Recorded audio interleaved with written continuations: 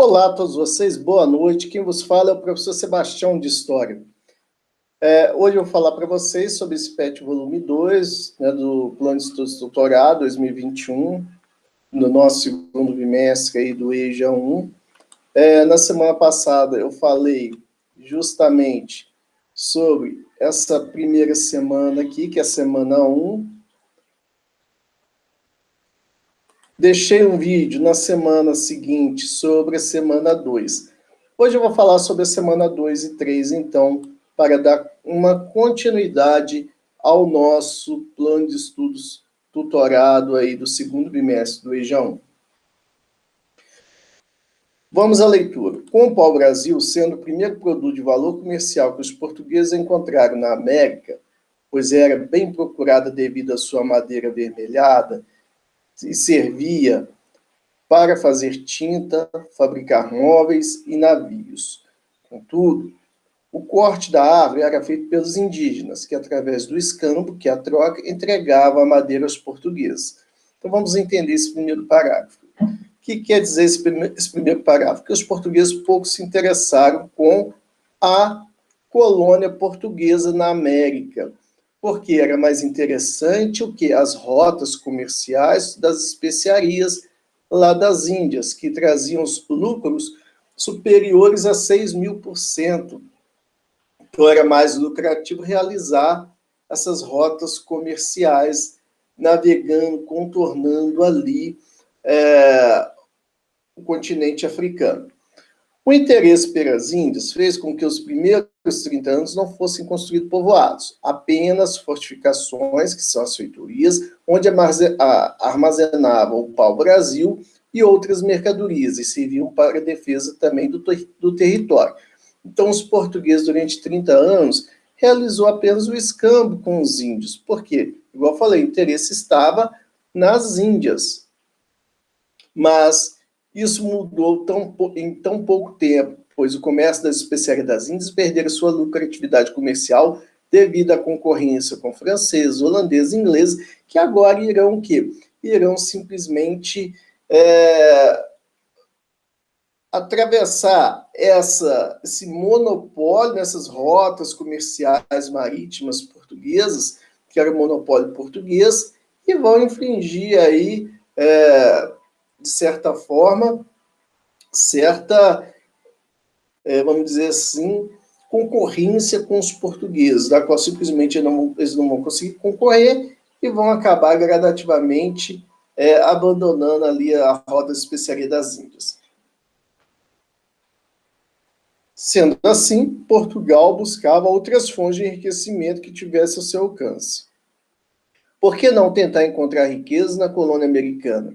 Desta forma, Martins Afonso de Souza foi convocado pela coroa portuguesa em 1530 e enviado pelo rei Dom João III, na qual fundou a vila de São Vicente, no litoral de São Paulo, e introduziu a cana-de-açúcar com engenho e animais de Cabo Verde, Açores e madeira. Bom, o açúcar era um produto muito procurado na Europa e com grande valor comercial.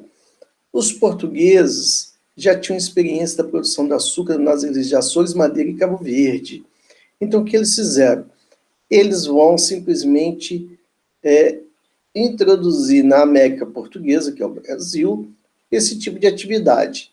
E, para isso, a gente vê que esse tipo de atividade demanda uma série de coisas, como muita quantidade de mão de obra,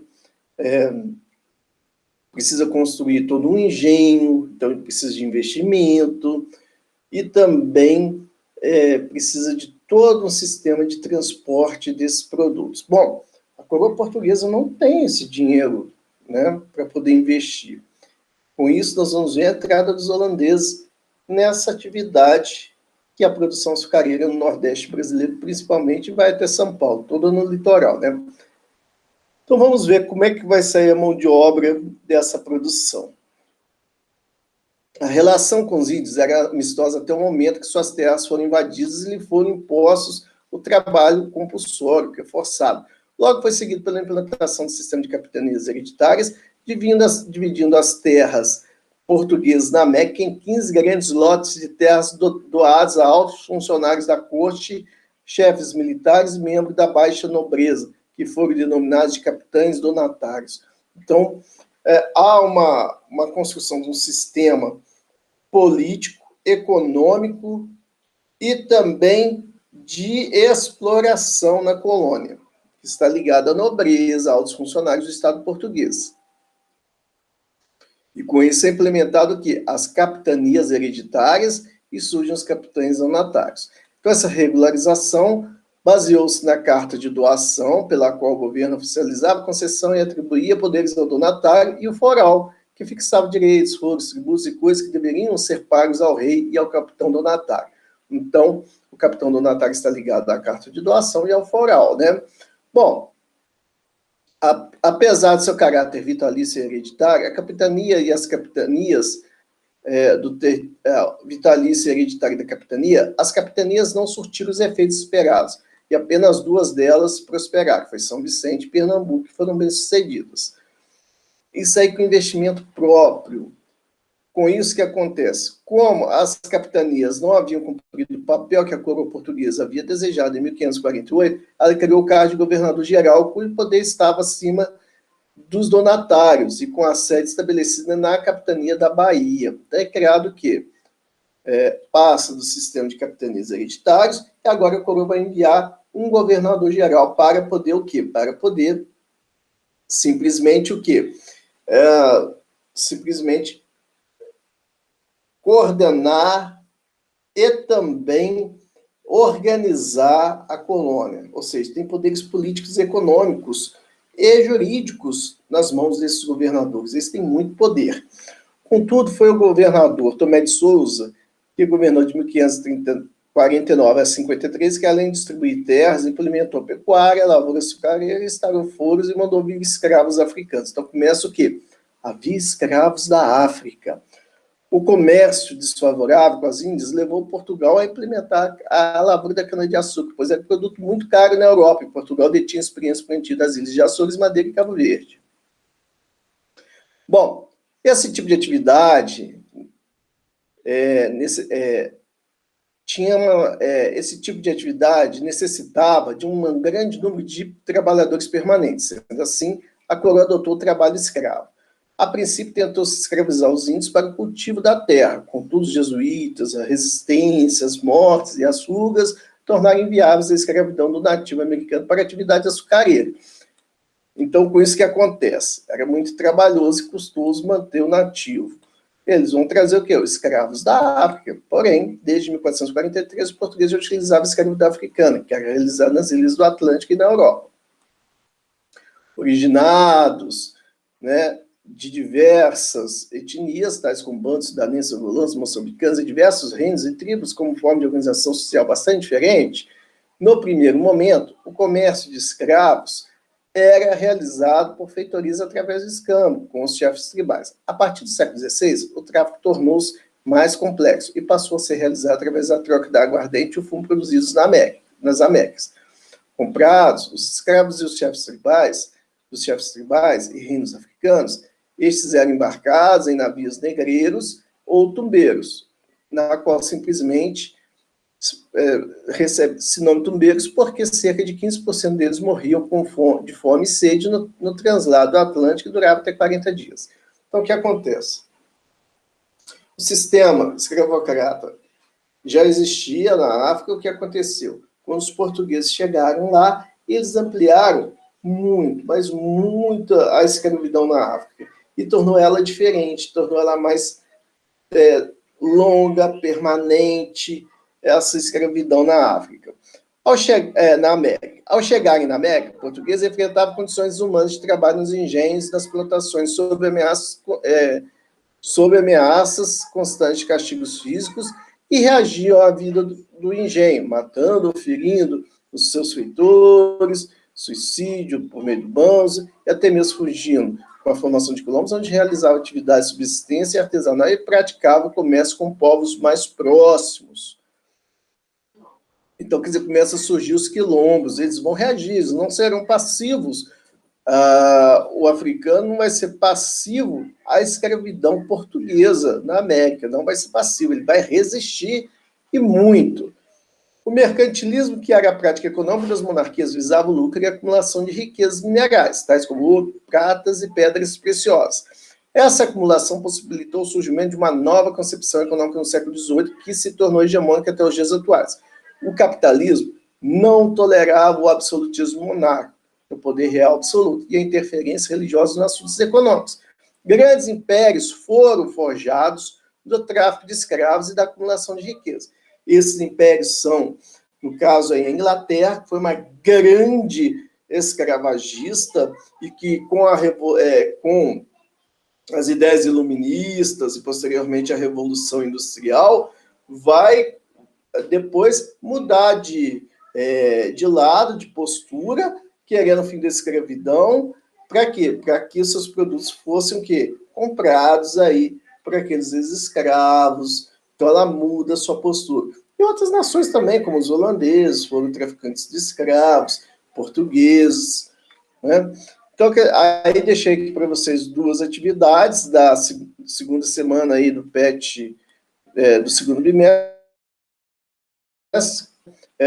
Os sistemas políticos adotados pela coroa portuguesa na América pode ser descrito como? São dois sistemas políticos. Qual foi o primeiro que está ligado aos capitães e natais? E o segundo, aos governadores? Bom, como era a obtenção e o translado e as formas de resistência à escravidão na América Portuguesa?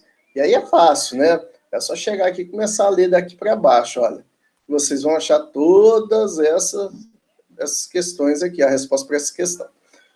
Na semana 3, eu passei para vocês sobre a colonização portuguesa e resistência. Então vamos lá. O escravo, quando chegava nas feitorias ou fortificações portuguesas, eram batizados e enviados à colônia americana portuguesa, na qual resistiam à escravidão de forma literalmente descrita anteriormente, além da culinária, da dança, da música, da linguagem, da religiosidade e na arte, ou seja, de forma cultural também. Isso que eu estou dizendo aqui nesse parágrafo. Apesar e delas serem muito difíceis de serem conquistadas nos engenhos, muitos optavam por uma reação física e a fuga, ou seja, eles vão resistir fisicamente. As fugas resultavam na formação de centenas de quilômetros e na formação de 404 comunidades quilombolas remanescentes que existem hoje, oficialmente reconhecidas até os dias atuais pelo governo. Está aqui, ó, no IBGE, nessa fonte do IBGE. Então, ali eles vão o quê? Vão continuar as suas tradições culturais, as suas raízes, né, africanas, como a língua, a religiosidade, a cultura, diversos aspectos da cultura, nessas comunidades quilombolas. O mais importante quilombo conhecido, devido à documentação e à resistência considerada das suas comunidades, foi a região dos Palmares, é o quilombo dos Palmares, que você já deve ter ouvido falar, que em 1597, localizado nos estados de Alagoas e Pernambuco, com cerca de 4 povoados, seu último líder, Zumbi, lutou contra o governador pernambucano, né, de Pernambuco em 1678, e o bandeireiro Domingos Jorge Velho entre 1664 e 92, né, está invertido aqui. Zumbi continuou lutando, apesar do quilombo dos Palmares ter sido destruído, mas em 20 de novembro Zumbi acabou emboscado, morto no ano de 1695. É o dia que nós comemoramos aí, esse dia provável da morte de Zumbi, é o dia da consciência negra. Mas desses quilombos tinha uma comunidade diversificada, desde escravos foradidos, nativos, mestiços, portugueses, pobres. Além disso, a atividade comercial estava presente como forma de obtenção de alimentos, objetos e armas. Então, quer dizer, existia atividade comercial, existia uma gama variada de etnias ali presente. Então, quer dizer, não era simplesmente um aglomerado de pessoas. Além do quilombo dos Palmares, no ano de 1865, durante o período regencial brasileiro, ocorreu a revolta dos malês na capital baiana. De origem muçulmana, malê, e de dezenas de escravos de origem banta, organizaram um levante na qual defendiam a liberdade religiosa e econômica. O conflito, que durou 2 dias, resultou na morte de dezenas de escravos e na deportação dos malês. Esse episódio gerou um grande temor dos senhores de escravos no Brasil devido à independência do Haiti, que foi a onda negra.